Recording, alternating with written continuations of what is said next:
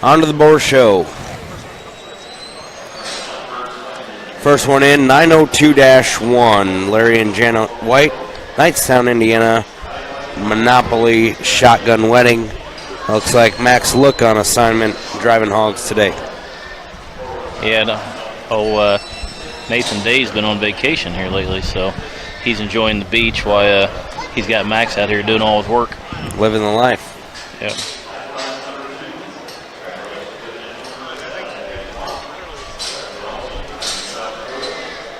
The other gilt in here looks like 852-2, Charles Lindsay, non-typical Supreme Justice. And the next gilt in, 861-1, Luke Prill of Kansas. Juice It would be the lane boar from last summer at Springfield. It's one that had the pretty popular sister there too, I believe. Yeah, I think she brought some change. Yeah, we got to see her at Heimer's about a month ago. You talk about a impressive bred female. I think that one's going to be a strong hold for Jesse for a while. Got her bred to Sasquatch. The hog from Duncan we buy there. It should be a pretty good mating. You guys probably keep a pretty close eye on that one. Yep, that would be for sure.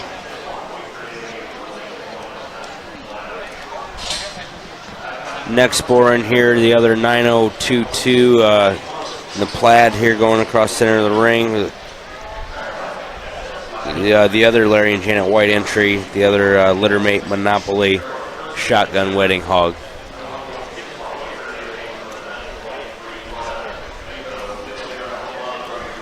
$832-1.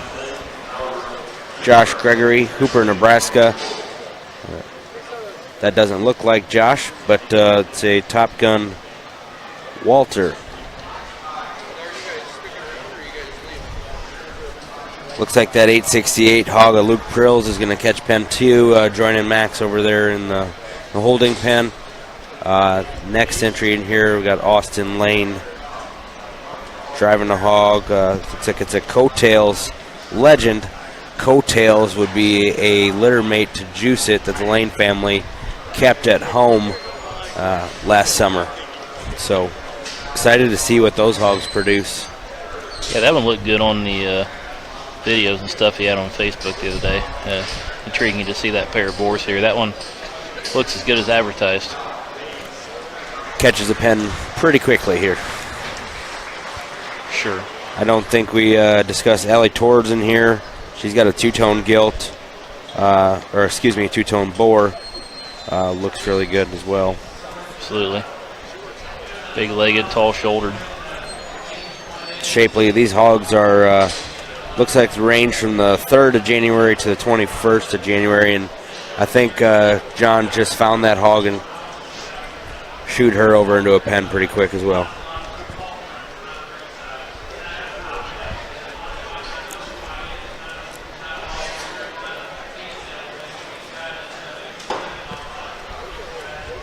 It's like a nice start to the Boar Show.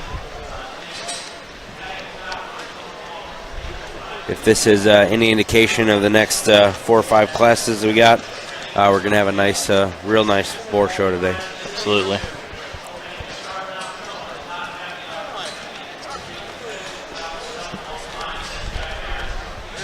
Looks like they got 5 in the pens here so far.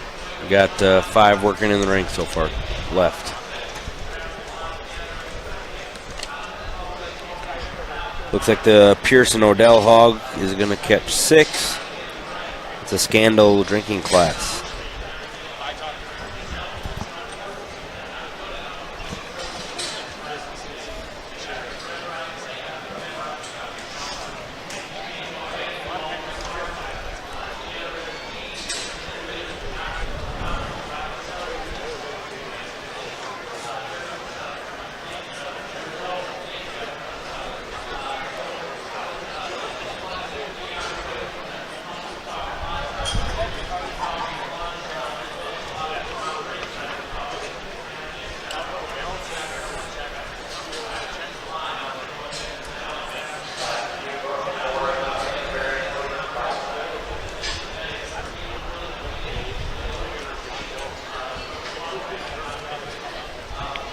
Looks like Nice going to be the other White and Day entry. Looks like Eric Beeman, special assignment on the stick. Mr. Day, if you're out there listening, hope you're enjoying your beachside view. Pina colada or Corona and toes in the water, ass in the sand. Kind of. Must be a rough life selling rust.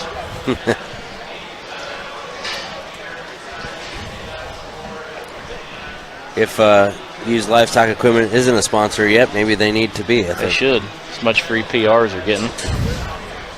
Really surprised at the brain trust of that operation. Larry White's not out here overseeing operations. There's the other White Day entry there on your screen, driven by Maxwell Look. 902-1, the Monopoly Shotgun Wedding, son. Out of Pen 2, it's 868-1. That's the Luke Prill entry. That's the Juice It. That's the progeny of the Lane Boar at Springfield last summer. It's pretty futuristic about his look. Tall shouldered, sleek-headed, dead level, good hind-legged. Doesn't surprise me one bit coming out of that boar. Third out's the breeder of the boar we just mentioned, the Lane Boar. 848.7. It the Coattails hog, 848.2, excuse me. I believe Coattails hog from Austin Lane. Those are Speak Nows, I believe. The Coattails is sired by Speak Now. Okay, yep, think you're right. Alley Tours coming out at 889-2 out of Pen 4. Two-tone Triple A. Triple A is a boar that was purchased at National Barrel Show a couple years ago. Of course, two-tones. The boar we got at Crossroads mentioned several times so far today.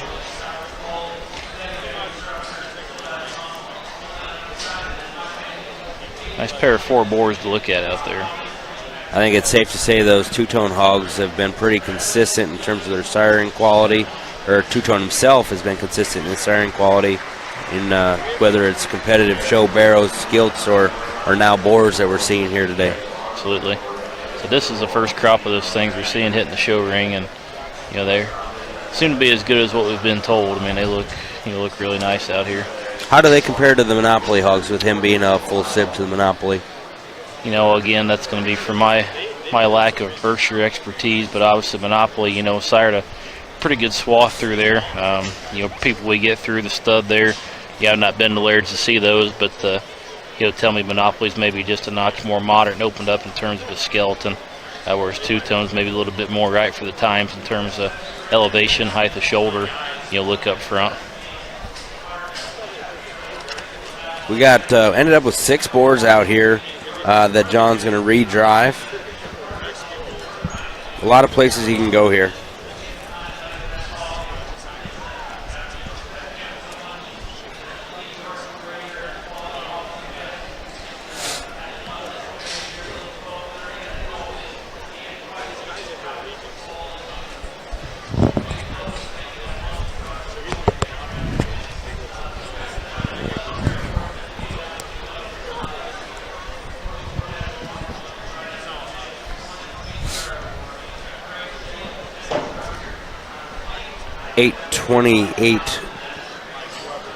-1 Caitlin Galloway, Kansas. Her King Kong boar is going to be 6th in a pretty competitive first class of Berkshire boars here. Right.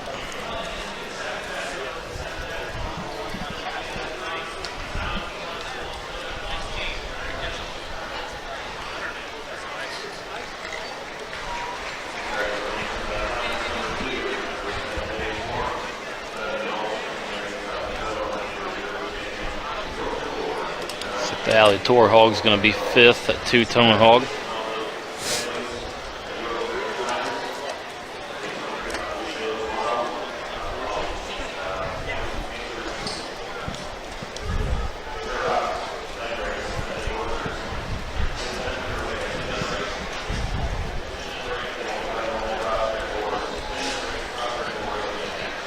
We got the Pearson Odell hog out here. We have one of the White and Day entries. We got Austin Lane, and we have the Luke Prill entry as well. So that's what we're working with here. across your screen now, that's the Pearson Odell hog. John and Brad discussing their center of the ring. That's the Prill hog the young lady's driving.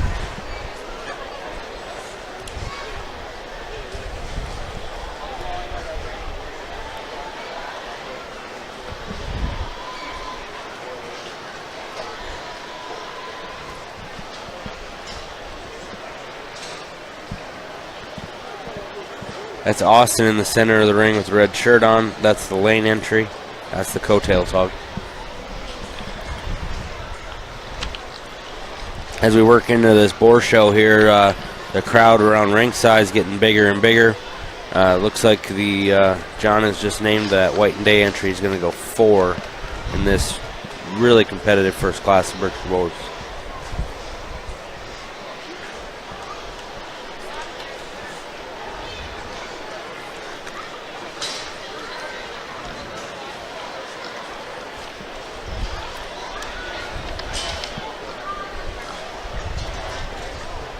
Prill entry is getting a lot of looks here in this final trio of hogs. The lane boar too.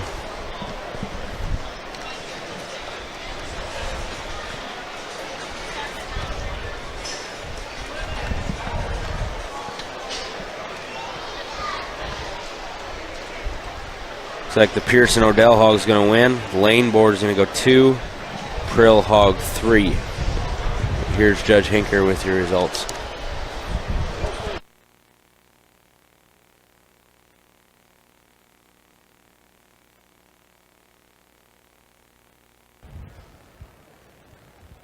Got a real interesting class here, and we've got some differences and some give and take. I landed on 866-1 as the hog that had the design and skeleton, impeccable length of stride and design, not as pounds big maybe as a couple boars, a little bit younger maybe. There's some difference in age, but this guy's lines are really good. I love his reach. I love the way he sets down them feet. His skeleton is just tremendous. One that just has a bright future. I think that kind of design and squareness to the ground and still being heavy structured is really, really good, and I think his better days are ahead. And I thought it was close between the next 3 boars. This boar is big, and he's leaner, and his maturity, he's got a little more frame size. I like that about him. Not as secure in his rear leg set as our class winner or a boar behind him, but one there that has some frame size, has some depth. He's really fresh. He still has some skeleton structure. This is a boar here that has a good look to him. I just didn't think he had quite enough dimension for me. One that could have logically followed our class winner in terms of frame size and type. But I just didn't think he was quite as smooth in his ham loin. I didn't think he had quite as good a skull in him to match. But one that has balance, look, length of stride that you have to appreciate. A little bigger package here. I like that about this guy. He's got some raw shape down his top and blade. But as he drove there, his top line bothered me just a little bit, the way he balanced out. He just got a little bit tighter on his rear twos as the class went on. But a high-quality boar there that's got depth, frames, some body shape, some extension up through that front end that can do a lot of herds, a lot of good. We got a really opened up boar here, a little bit quicker in his maturity and showing a little bit more cover up through his front end. But boy, this guy's busted open. He's real flexible for the amount of mass that he carries. He just opens up through that middle part of his rib cage extremely well and carries it into a big dimensional rump and handles it well. Just like to extend him and back his maturity off, make him a nickel bigger in his kind and later in his maturity, and we could have moved him up higher. Here's a boar that intrigues a guy from the heaviness of skeleton and design standpoint. I like that about him. Just got a little more unsecure in his rear legs. He gets under him a little bit. Doesn't drive from that hock to the ground and push quite as well as I'd like, but one that really opens up. Got a good look. Got a good hip structure in him, one there that has a lot of value. Just fix him in a spot. Really no nonsense boar here in 852-1. Another boar, you get over the top of him and get close to him, you appreciate him. He's busted open. He's level in his design. He's got a big dimensional hip. He handles it pretty well. Just doesn't give you quite as much look and eye appeal as some of the boars in the class. Maybe he'd like to change his rear leg set just a fraction, but really opened up and honest in his shape. It looks fresh and growthy. Like that about him. And we've got one here that rounds it out here. Got a lot of muscle in your boar there. He kind of tightens up just a little bit in his ham loin and pinches there and makes him just a little bit tighter on the go from behind. But a really nice competitive class. Let's give them a hand.